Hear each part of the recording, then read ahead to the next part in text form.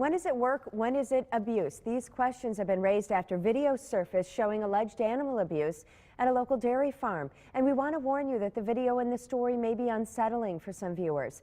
In this Fox 11 follow-up, Kelly Schlicht looks at what is considered appropriate. Here at the Geiger family farm in Reedsville, every one of the 150 cows has a name. The owners say they love their animals. So for them, this footage of the Wheezy Farm employees was disturbing. There is a proper way to handle disabled or down animals, and I think they could have used a little more education in that process. Animal rights group Mercy for Animals released the video in a press conference Tuesday. We feel that the Americans have a right to know where their food comes from, and unfortunately these factory farms thrive in secrecy.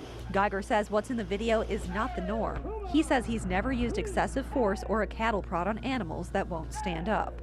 Cattle prods deliver a low voltage shock. This is video from Dairy Carrie's website. She's a farmer in southern Wisconsin who keeps a blog. It shows her husband trying to move a cow. He slaps the animal with some force, but Mess says it's nothing compared to the man in this video stomping on an animal. Mess says she has used cattle prods, but only as a last resort.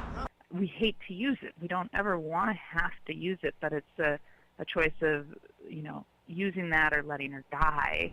She believes the video of the Greenleaf farm shows some abuse, but she says other methods they used were okay. When they're moving her in the bucket of the skid loader, that's not something that, should be looked upon as abuse. When they were moving them with the hip clamps, and that was completely wrong and not acceptable. Mess says hip clamps like this should only be used as a crutch to help the animals stand.